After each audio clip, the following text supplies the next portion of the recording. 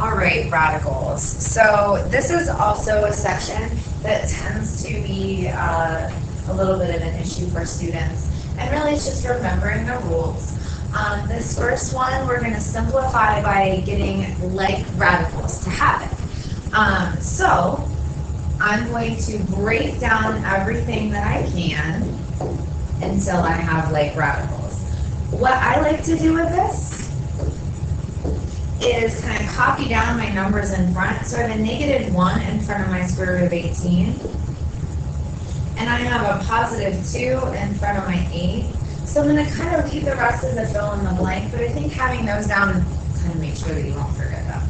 So 18, I can break into the biggest square, perfect square that goes into 18 is 9. And 18 is 9 times 2. Square root of 9, I can do. Square root of 9 is 3. Square root of 2 is just going to have to stay. 8, the biggest square root, perfect square that goes into 8 is 4. And 8 is 4 times 2. Square root of 4 is 2. And then I just need to bring down that square root of 2.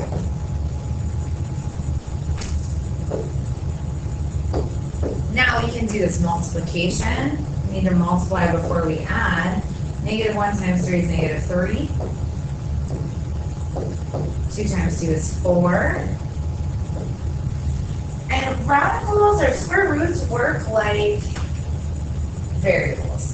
So we can add like terms. If we have the same square root, we can add them, and they work like x's. So here's how I think through it. I have -3 of them and 4 of them, since the square roots are the same.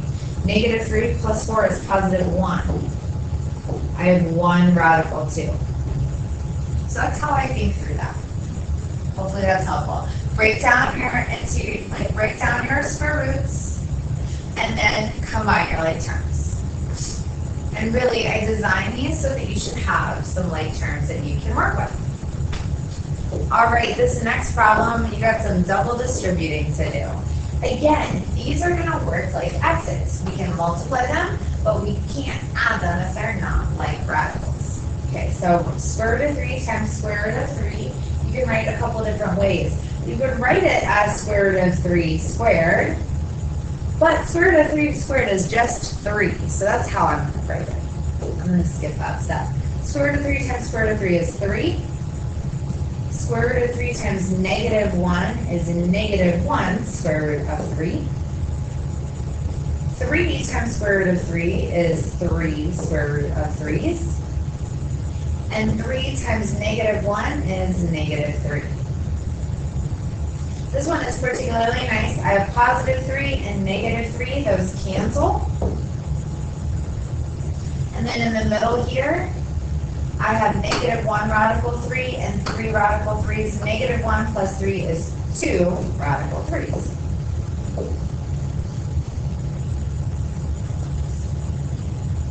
Last one in the radical section.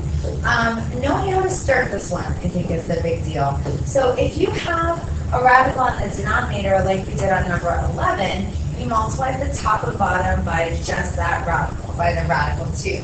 So that's what we did back here on number 11. We had this radical 2 that we needed to get out of the denominator, so we made a fancy one that would do it. For number 15, we can't just multiply by radical 2 because we have to distribute it through with the denominator. And then if we did that, we'd end up with 5 radical 2 minus 2. And it would kind of just go in a cycle. If we kept multiplying by radical 2, there would always be a radical 2 somewhere in the denominator. The way we get that radical 2 out of there is to multiply by the conjugate. So we take that 5, we take that radical 2, and we do an opposite sign. What this does is kind of make the difference of squares in the denominator. And that will force those radicals, that radical, to go away. Now, if I'm going to multiply by that in the denominator, I have to do it in the numerator as well. Cool. That's your setup. And now, as long as you are precise with your multiplying, you're in good shape. So I'm going to multiply through the radical 3. And remember, with radicals, we can multiply them. So square root of 3 times square root of 2 is square root of 6. The denominator does work like a difference of squares. So you don't have to multiply it all out if you're feeling good. But I'm going to multiply it all out just to show you how it works. 5 times 5 is 25. 5 times radical 2 is positive 5 radical 2. Negative radical 2 times 5 is negative 5 radical 2. This sign, you need to be really careful with. The negative times a positive is a negative. Square root of 2 times square root of 2 is 2. So here, our middle terms cancel. We made the problem work that way. We made that happen. And 25 minus 2 is 23.